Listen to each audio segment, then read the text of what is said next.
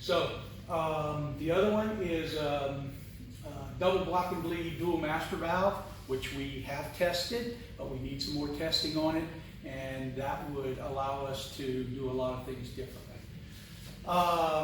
Optimized swivel technology. We have all of it patented, we have all of it drawn.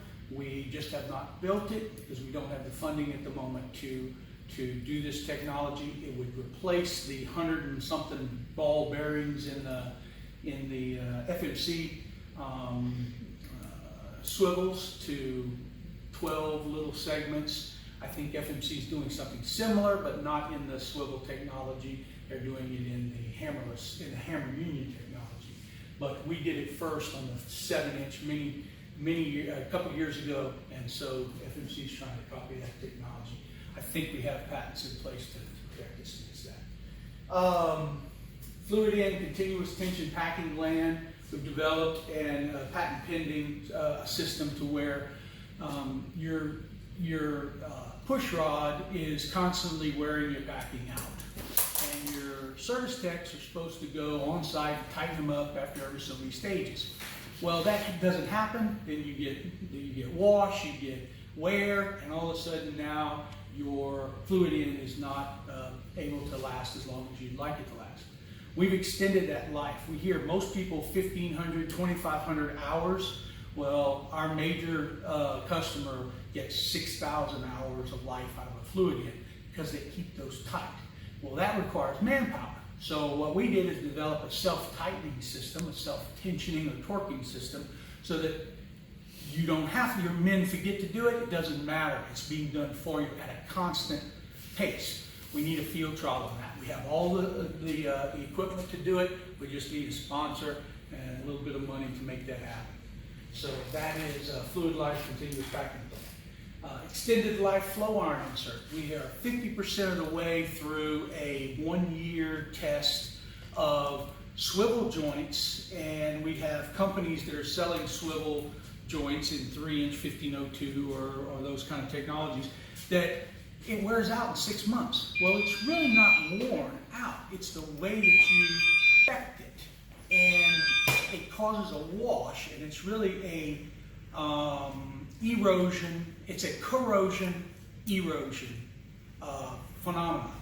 We machine out a small portion of the female gland and put in a insert, and we have that under patent pending guidelines, and it stops that wear altogether.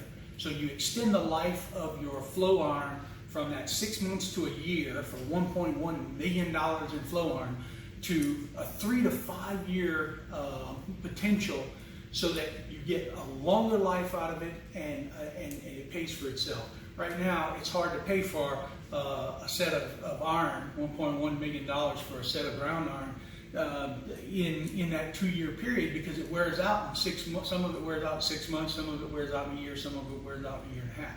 So we've developed a technology that we'd love to share with you on how we can extend that greatly for a very small price, and we can show you the results.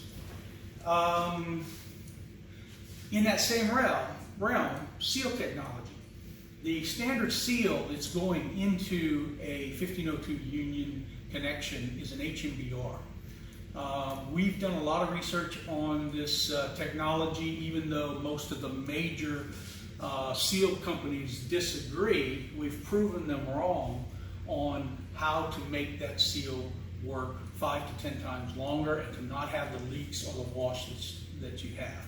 So we'd love to share some of that technology with you. Large bore flow iron automation.